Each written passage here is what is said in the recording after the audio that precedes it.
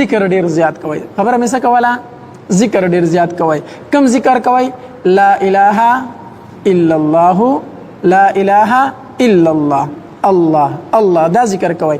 یو خو د ښځو ختمونه وي، ښځو سي ختمونه وي. تېر ورځو کې ما ته چا تپوس رانه وکړو، وي مولي صاحب موږ د یا الله خیر ختم شروع کړی، دا ټیک دی؟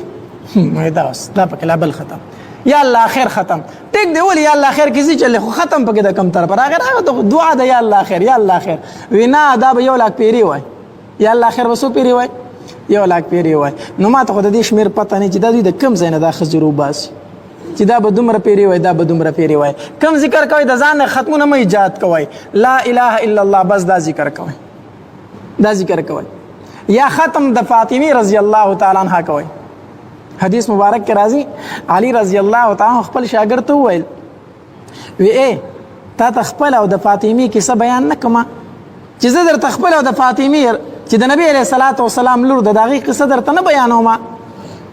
نو هغه ورته ویل ولې نه امیر المؤمنین دا خو راته خامخا ووایه. نو علی رضی الله تعالی وفرمایل یو ځل داسې کار شو چې د نبی علیه الصلاۃ والسلام په خدمت کې څه غلامان رالو، وینځي غلامان رالو. نو دی فاطمه رضی الله تعالی به یو کار کو چې دی به میچن په خپل لاس باندې وړوله، میچن به یې تاوله. نو په دې لاس کې به یې غوټې رخ شوي وي د هغې میچن د وجې نه. دا څوک وه؟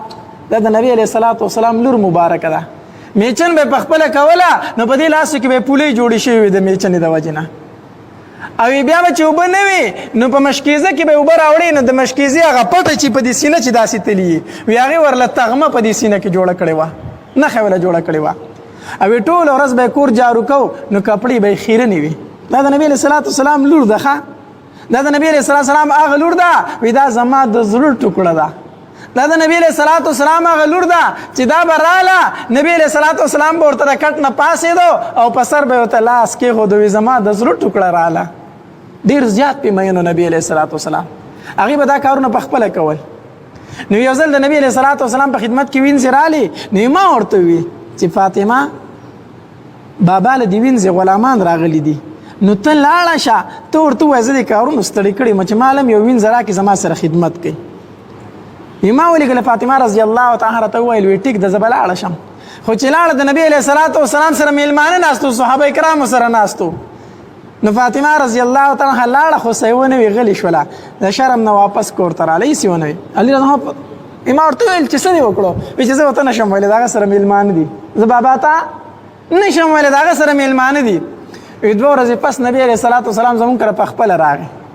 چې پخپله راغی وی چې فاطمه بچیه پرون خو سله راغلي وي خو څه دې ونه وي، سله راغلي وي خو څه دې ونه وي.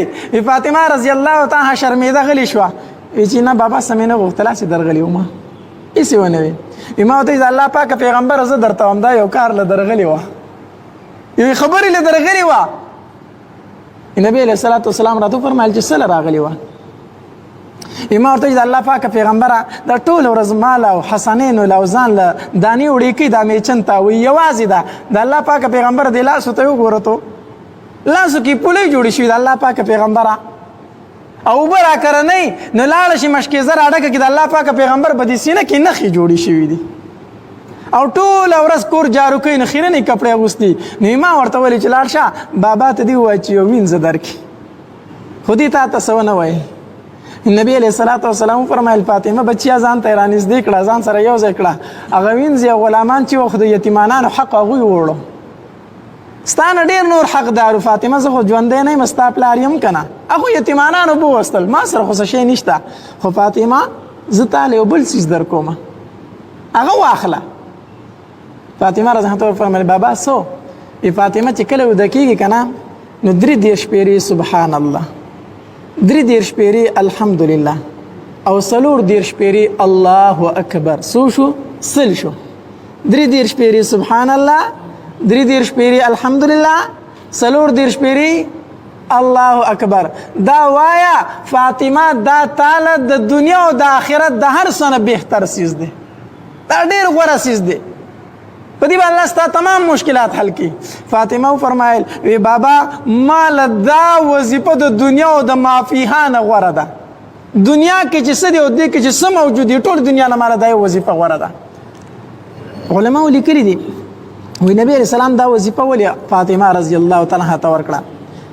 نو علماء لیکلي دي وی چې پتا باندې هر څومره ستړیواله، هر څومره ګران کار، هر څومره پریشانی وي، د وده کېدو په ټیم کې چې دا وظیفه وکړه 33 پیری سبحان الله، 33 پیری الحمدلله، 34 پیری الله اکبر، وی دا وظیفه چې د وکړه کنه د دنیا مشکل نه مشکل کار به الله آسانه د ستړیوالي نه چې غټ ستړیا در باندې پراته الله به درنه غلري کی. نو نبی علیہ السلام وینځ ور نکړه، خو د وینځ په بدل کې ولا داسې وظیفه ورکړه چې تمام مشکلات ورله حل کړو، تمام مشکلات ولا.